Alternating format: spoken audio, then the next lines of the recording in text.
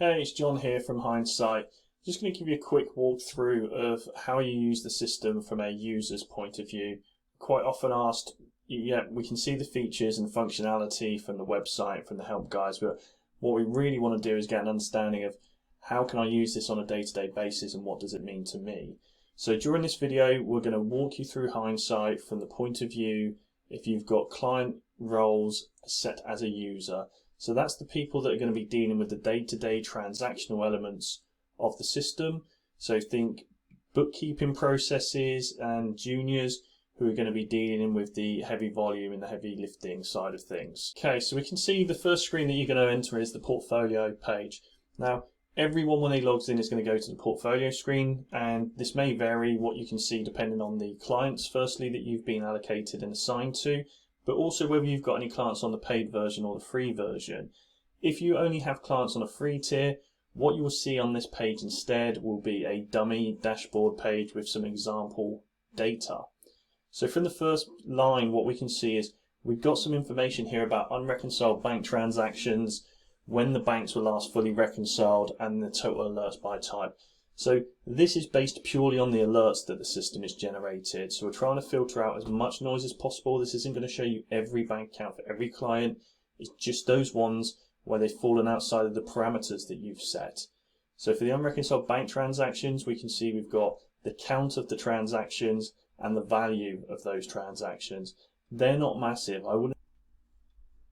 Looking at the total alerts by type, what we can get here is an indication of the type of alerts that are generated in the system and the volume. So there's nothing there that is massively out of order, with 3 alerts being the highest that we can see for any type of category. If there was a big peak there, then that's probably a place that I would start first, as it might highlight a procedural problem. Last fully reconciled is just identifying the bank accounts that have the oldest unreconciled transactions per your alerts. Those ones don't look too bad. We've got one that goes back to the 9th of August 2021, so that probably needs some form of attention.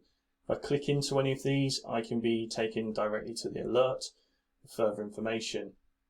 The second row highlights information about lock dates, the alerts by priority, and the total alerts by client. So this is just going to flag up if there are any particular problem clients, or where we've got a critical alert. Those are things that are going to need attention straight away, because we can specify by client whether they're medium, urgent or critical. And then we're looking at sales and the purchases side of the system. So in both respects, this is highlighting invoices that are due or becoming due, draft items and open credit notes. So just some key highlights of information that you need to know. Again, this is based purely on the alerts that are being generated, so we're trying to filter out as much noise as possible for you from the off. And just like the other rows, you can click into them and that will take you to the relevant place in Hindsight for further information. So the user's dashboard is now looking at the information that you require to do the work.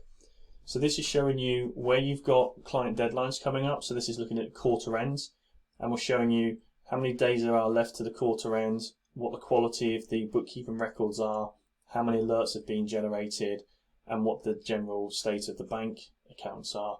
Again, the bank rec and the unreconciled items are working off alerts. Where you see a star after a client's name, that indicates that you're responsible for doing the bookkeeping. We're doing the bookkeeping for all 4 of these clients, so ultimately we're responsible to make sure that our heart rate and the alerts are kept in a decent order. So the first one I'd take a look at is smart. There's only 13 days left to the quarter end. The heart rate's not particularly fantastic. It's not bad, but it's not good either. So for today's exercise, we're just going to concentrate on this one client and try and get this up to a standard that we'd be happy to start a VAT return or maybe a set of quarterly management accounts. On the right hand side, we can see the daily alerts panel.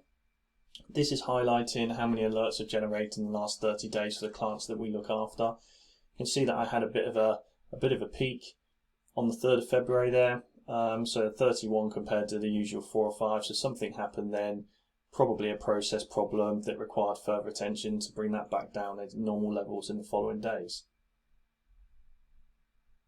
Underneath I've got the average heart rate, so this is indicating over the last 30 days what the average heart rate has been for the clients that I look after. You can see it's amber at the moment because it's in the middle of the range. It runs from 0 to 100. So you can see there's no drastic peaks or troughs here. So in general, the quality of the bookkeeping records for the clients I look after is pretty static. In an ideal world, it will be green. The graph is color coded, so the better the quality of the records will be in the green section. The worse the records would then be into the red section. The bottom of the user dashboard, what we can see are the critical alerts that have triggered. So for my clients, there are 4 critical alerts. These are things that we've told Hindsight are really important for this client. So these are items that you would deal with straight away before getting on with any other work. If we click into them, we would be able to go through into the alert that related to them. We've also got the heart rates. So I've only got 4 clients in my portfolio. They're sorted with the lowest score first. As we've already identified, the only quarter end I've got coming up soon is Smart, so that's the one that we'll take a look at in just a second. And on the right hand side, we've got some performance metrics. And this is for you as an individual. You can see we've got out of 4, so that indicates that there are 4 people in total in our practice that have got user access rights, and we've got some metrics there highlighting how I'm performing compared to my colleagues. Now, I can't see theirs and they can't see mine, but you can get a pretty clear indication of how you're performing compared to others. What we'd like to see here is best practice being shared. So in the areas where I'm first, what am I doing differently that my colleagues aren't? And where I'm in the third area, what can I change? So now looking at the heart rate report for Smart, so this is a client where we've got quarter end coming up. In general, we've got some peaks and troughs over the last 90 days. That's what the monitor is showing us.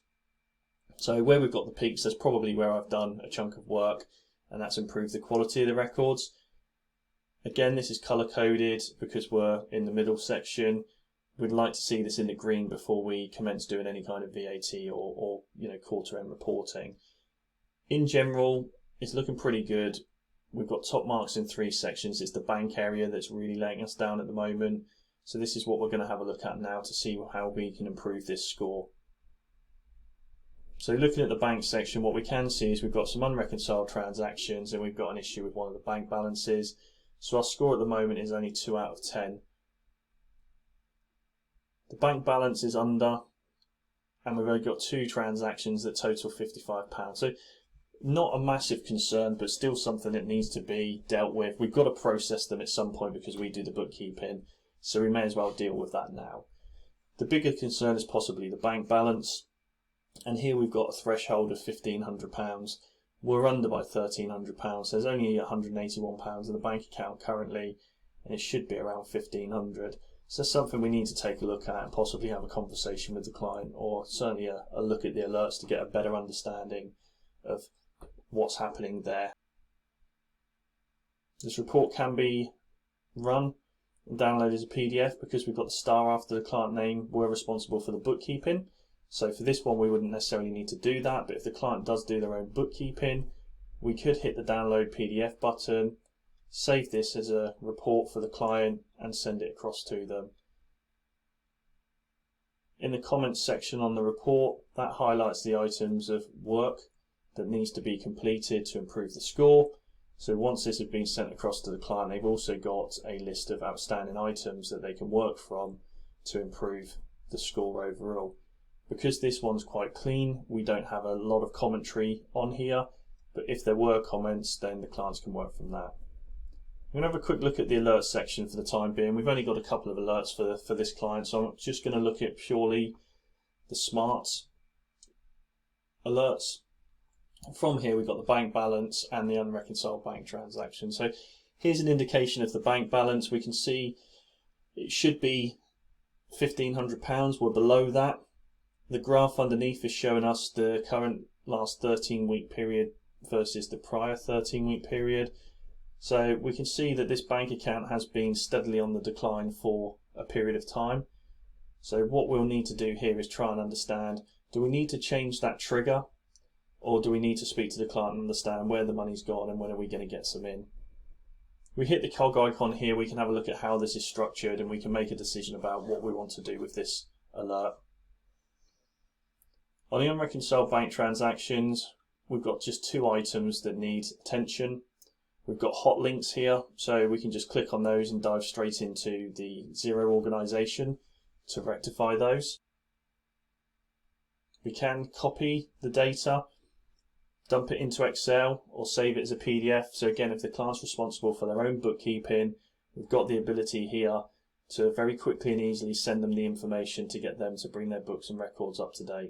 Once we've reconciled the items in Xero, we can hit the complete button so that Hindsight knows that they've been dealt with.